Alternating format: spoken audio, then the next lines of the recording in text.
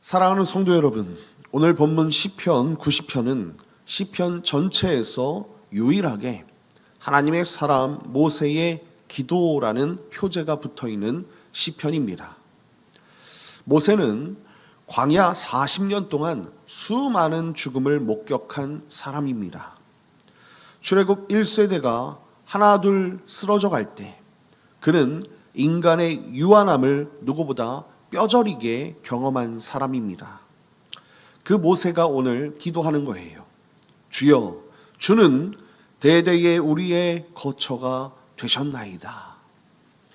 아침에 피었다가 저녁에 시들어버리는 풀과 같은 인생, 그 인생이 머물 수 있는 유일한 곳이 어디인지를 모세는 알고 있었다는 것입니다. 여러분, 오늘은 이 말씀이 우리에게 세 가지를 보여주고 있어요. 영원하신 하나님과 유한한 인생의 대비, 인생이 고통스러운 근본 원인, 그리고 그 가운데 하나님께 매달리는 기도라는 것입니다. 이 세 가지를 따라 함께 묵상하며 은혜를 나누는 시간을 갖겠습니다. 모세는 영원하신 하나님 앞에서 인간의 삶을 어떻게 고백하고 있습니까? 자, 첫 번째는 이것입니다. 영원하신 하나님만이 참된 거처이심을 고백하고 있다는 것입니다. 자, 1절부터 2절을 보면 이렇게 말씀하고 있어요. 주여, 주는 대대에 우리의 거처가 되셨나이다. 산이 생기기 전, 땅과 세계도 주께서 조성하시기 전, 곧 영원부터 영원까지 주는 하나님이시니이다. 아멘. 여러분, 모세는요, 하나님을 거처라고 고백하고 있습니다. 여러분, 이 단어는 일시적인 피난처가 아니라 안전하고 영속적인 거주지를 뜻합니다. 곧 하나님의 집을 가리킬 때 사용되는 단어, 그것이 바로 거처라는 것입니다. 평생을 장막에 거하며 나그네로 살았던 모세는요, 땅 위에 어떤 집도 영원한 안식처가 될 수 없음을 알고 있었다는 거예요. 그래서 영원하신 하나님을 자신의 궁극적인 집으로 선포하고 있는 것입니다. 여러분, 2절을 보면 이렇게 말씀하죠. 산이 생기기 전, 땅과 세계도 주께서 조성하기 전이라고 말씀하고 있어요. 여러분, 개역개정 성경은 산이 생기기 전이라고 평이하게 번역하고 있지만 원문은 훨씬 더 극적으로 표현하고 있습니다. 생기다라는 이 히브리어는요, 나타라는 뜻의 동사의 수동태로 쓰여져 있습니다. 문자적으로는요, 산들이 태어나기 전이라는 뜻이에요. 사람의 눈에는 영원할 것 같은 거대한 산맥도요, 하나님의 관점에서는 이제 막 세상에 태어난 것 같은 그런 갓난아기와 같은 피조물이다라는 그런 이야기입니다. 하나님은 그 모든 피조물이 태어나기 전에 홀로 존재하신 분이시라는 거예요. 영원부터 영원까지 하나님이신 분이라는 것입니다. 자, 5절부터 6절을 보면 이렇게 말씀하고 있습니다. 주께서 그들을 홍수처럼 쓸어 가시나이다. 그들은 잠깐 자는 것 같으며 아침에 돋는 풀 같은 이이다. 풀은 아침에 꽃이 피어 자라다가 저녁에는 시들어 마르나이다. 아멘. 자, 오늘 말씀 5절과 6절을 보니까 인간은 좀 달라요. 사람은 다르다는 것입니다. 홍수에 쓸려가듯 사라지고요, 잠깐 자는 것처럼 지나갑니다. 아침이 돋아 꽃 피고요, 풀이 저녁이면 시들어 마르듯이요, 인간의 생은 정말로 짧다는 거예요. 하나님께서는 천년이 지나간 어제 같고 밤의 한순간 같을 뿐인데 인간은 그 천년도 채 살지 못한다는 것입니다. 모세는 이 대비를 통해 인간이 스스로를 과대평가하지 않도록 영원하신 하나님 앞에서 우리의 근본적인 유한함을 그대로 드러내고 있다는 것입니다. 사랑하는 성도 여러분, 우리는 무엇을 거처로 삼고 살아가고 있습니까? 집, 건강, 직장, 자녀의 성공, 우리가 붙들고 있는 이 모든 것은요, 아침에 돋았다가 저녁에 시드는 풀과 같은 것입니다. 언젠가는 반드시 사라진다는 거예요. 그러나 영원부터 영원까지 변하지 않으시는 하나님, 우리 주님만이 우리가 거할 참된 거처라는 거예요. 오늘 하루 내가 기대고 있는 것들을 조용히 돌아보시길 바랍니다. 그것이 영원한 것인지 아니면 저녁이면 시들 것인지 우리 성령 하나님 앞에서 솔직히 우리의 마음을 점검해 보십시오. 영원하신 하나님 안에 나의 삶을 정박시키는 것, 이것이 오늘 모세가 우리에게 가르치는 고백, 신앙이라는 것입니다. 이것이 참된 안식임을 여러분들이 아시고 저와 여러분은 우리의 거처이신 하나님께 나아가는 아버지의 백성들 다 되시길 예수님의 이름으로 축원드립니다. 자, 그렇다면 인간의 삶이 이토록 짧고 고통스러운 근본 원인은 무엇입니까? 두 번째, 오늘 말씀은 이렇게 말씀하고 있습니다. 죄로 인한 진노를 고백하며 지혜를 구하라는 것입니다. 자, 7절과 8절을 보면 이렇게 말씀하고 있어요. 우리는 주의 노에 소멸되며 주의 분내심에 놀라나이다. 주께서 우리의 죄악을 주의 앞에 놓으시며 우리의 은밀한 죄를 주의 얼굴빛 가운데 두셨사오니라고 말씀하고 있다는 거예요. 자, 모세는요, 인생이 짧고 고통스러운 원인을 아주 분명하게 짚고 있어요. 단순한 유한함 때문이 아니라는 것입니다. 죄에 대한 하나님의 진노 때문에 그렇다는 거예요. 오늘 7절에 분내심으로 번역된 이 원어는요, 아주 뜨거운 열기 그리고 독이라는 구체적인 이미지를 품고 있습니다. 죄가 거룩한 빛 앞에 드러났을 때 필연적으로 타들어가는 현상, 그것이 하나님의 진노라는 거예요. 여러분, 이것은 하나님의 개인적인 원한이 아닙니다. 죄라는 치명적 독에 대한 거룩한 생명의 필연적 반응이라는 것입니다. 오늘 8절 한번 보십시오. 하나님은 우리의 죄악, 그 죄악을 주님 앞에 놓으시고 은밀한 죄까지도 주의 얼굴빛 가운데 낱낱이 드러내셨다라고 말씀하고 있지 않습니까? 여러분, 본래 하나님의 얼굴빛은 임재의 기쁨을 상징하는 거예요. 그런데 여기서 그 빛 때문에 우리의 죄가 적나라하게 드러나는 고통스러운 순간이 되었습니다. 오늘 본문 10절을 보겠습니다. 우리 연수가 70이요 강건하면 80이라도 그 연수의 자랑은 수고와 슬픔뿐이요 신속히 가니 우리가 날아가나이다. 아멘. 자, 그래서 10절의 고백이 나오는 것입니다. 70년, 강건하면 80년, 그 세월의 자랑이라는 것이 수고와 슬픔뿐이라는 것입니다. 이것은 단순한 허무주의가 아니에요. 죄로 인한 그 생을 긍정할 여지가 사라진 인간의 아주 비통한 현실이라는 것입니다. 자, 12절을 보면 이렇게 말씀하고 있어요. 우리에게 우리 날 계수함을 가르치사 지혜로운 마음을 얻게 하소서. 아멘. 자, 모세가 기도를 여기서 멈추지 않습니다. 12절에 뭐라고 말씀합니까? 우리에게 우리의 날 계수함을 가르치사 지혜로운 마음을 얻게 해달라라고 그렇게 기도하지 않습니까? 여러분, 12절의 이 구절의 핵심은요, 가르치사라는 단어입니다. 모세는 스스로 지혜를 얻을 수 있다고 생각하지 않았다는 거예요. 하나님께서 가르쳐 주셔야만 비로소 우리의 유한한 그 나를 올바로 깨달을 수 있다고 고백한 것입니다. 그리고 그 결과 지혜로운 마음을 얻게 해달라고 기도하지 않습니까? 여러분 원문을 보면요, 얻게하다라는 이 번역된 단어는요, 가져오다, 들여오다라는 뜻을 갖고 있어요.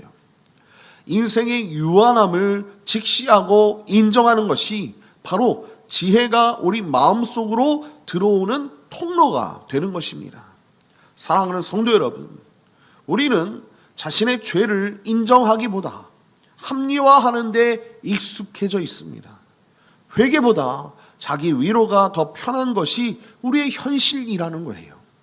그러나 오늘 모세는 기도하지 않습니까? 죽음을 피하게 해달라거나 고난을 없애달라고 그렇게 기도하는 것이 아닙니다.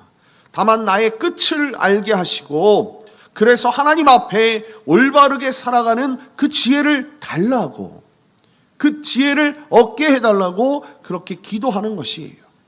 여러분, 이 지혜는 인간의 노력으로 얻어지는 것이 아닙니다. 하나님께서 우리에게 가르쳐 주시고 성령이 우리의 마음 안에 들여 보내주시는, 조명해 주시는 은혜의 선물인 줄 믿습니다. 오늘 하루 내 삶의 남은 날들이 하나님 앞에 어떤 의미를 가지는지 조용히 물어보십시오. 그 물음 자체가 지혜의 문을 여는 시작인 줄 믿습니다. 자, 그렇다면 이 고백 끝에서 모세는 하나님께 무엇을 간구하고 있는가? 세 번째는 이것입니다. 긍휼을 구하며 우리 손의 수고를 견고케 해달라고 기도하고 있다는 것입니다. 자, 13절과 14절을 한번 보겠습니다. 여호와여 돌아오소서, 언제까지니이까? 주의 종들을 불쌍히 여기소서. 아침에 주의 인자하심이 우리를 만족하게 하사 우리를 일생 동안 즐겁고 기쁘게 하소서라고 말씀하고 있는 것을 볼 수 있습니다. 여러분, 시편 기자인 모세는요, 인간의 유한함을 지금 고백하고요, 죄로 인한 진노를 인정한 그런 모습을 보이면서 이제 뭐라고 기도합니까? 하나님을 붙잡는 거예요. 하나님께 매달리고 있는 것입니다. 여호와여 돌아오소서, 언제까지니까? 주의 종들을 불쌍하게 여기소서. 여러분, 이것은요, 절망의 끝에서 하나님의 긍휼을 붙드는 기도라는 것입니다. 14절에 모세가 이렇게 간청하지 않습니까? 아침에 주의 인자하심이 우리를 만족하게 하사 우리를 일생 동안 즐겁고 기쁘게 하소서. 여기서 인자하심으로 번역된 이 단어는요, 하나님의 변함없는 언약적 사랑인 곧 헤세드입니다. 언약적 사랑이라는 거예요. 모세가 구한 것은요, 세상의 성공이나 형통이 아니라는 것입니다. 고난의 밤이 지나고 하나님의 언약적 사랑이 아침마다 우리를 채워주시기를 그 사랑으로 만족하며 기뻐하는 삶을 구한 것이에요. 이것이 진정 형통 아니겠습니까? 세상의 성공이나 형통이 아니라 하나님이 주시는 형통은 바로 하나님의 그 언약적 사랑 안에서 계속해서 동행하는 거예요. 오늘 15절을 보니까 이렇게 말씀하고 있습니다. 우리를 괴롭게 하신 날수대로와 우리가 화를 당한 연수대로 우리를 기쁘게 하소서라고 말씀하고 있습니다. 여러분, 15절도요, 아주 놀라운 기도예요. 우리가 눈물 흘린 날수만큼, 그리고 고통을 당한 그 연수만큼 무엇으로 채워달라고요? 기쁨으로 채워달라고 기도하고 있지 않습니까? 하나님의 성품이 그 사랑과 긍휼에 있음을 알기 때문에 지금 이 모세가요, 아주 담대하게 기도를 드리고 있는 거예요. 17절을 보면 또 이렇게 말씀하고 있습니다. 주 우리 하나님의 은총을 우리에게 내리게 하사 우리의 손이 행한 일을 우리에게 견고하게 하소서. 우리의 손이 행한 일을 견고하게 하소서라고 말씀하고 있다는 것입니다. 그렇습니다. 마지막 17절에서 모세는 이 기도를 반복하면서 마무리하지요. 우리의 손이 행한 일을 우리에게 견고하게 하소서. 우리의 손이 행한 일을 견고하게 하소서. 여러분, 여기서 견고하게 하다라는 이 원어는요, 세우다, 확립하다라는 뜻으로 되어 있습니다. 아침에 피었다가 저녁에 시드는 풀과 같은 인생, 그 인생이 행하는 수고는 그 자체로 바람에 날아가는 겨와 같을 수가 있어요. 그러나 영원하신 하나님께서 그 수고를 붙드시고 세워주실 때, 견고하게 하실 때, 그 찰나의 인생이 행한 일이 비로소 영원한 의미를 갖게 된다는 그런 뜻입니다. 오늘 17절의 말씀 보니까 은총으로 번역된 히브리어 노암이라는 단어는요, 단순한 호의를 넘어서 하나님의 존재의 아름다움을 의미하고 있어요.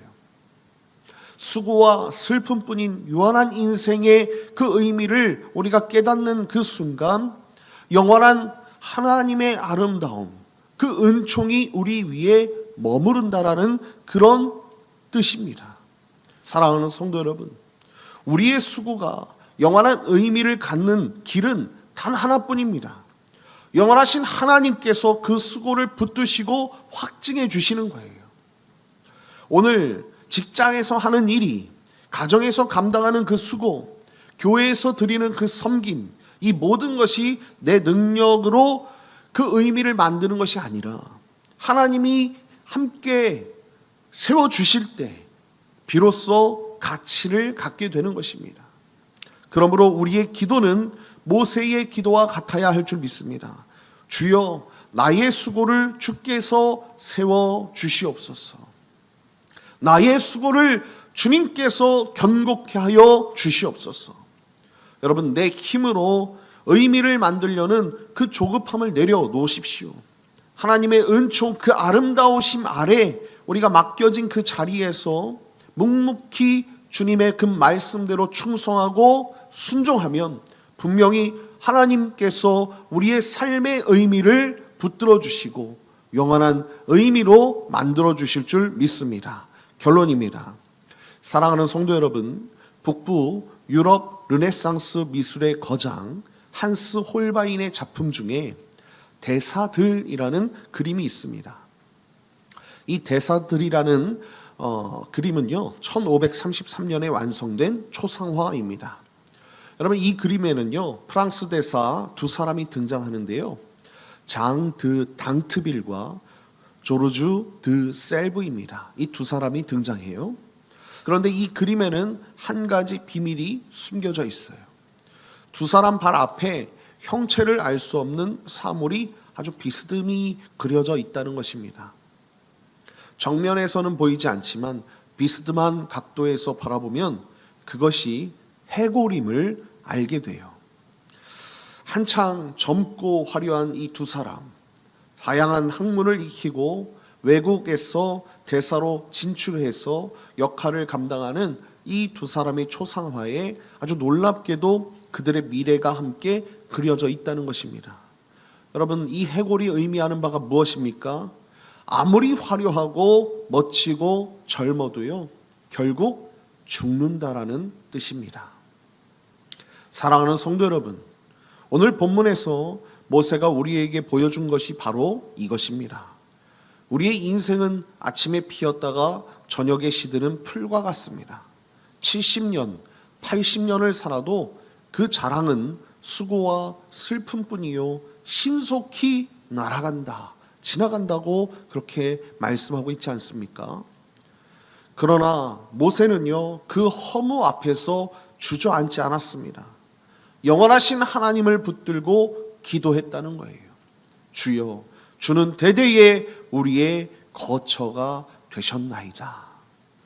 티끌로 돌아갈 인생이 영원하신 하나님께 머물 때 수고와 슬픔뿐인 날들이 하나님의 인자하심으로 채워질 때 우리의 손이 행한 일이 하나님의 은총 아래 견고히 세워질 때 찰나의 인생은 영원을 노래할 수 있게 되는 것입니다.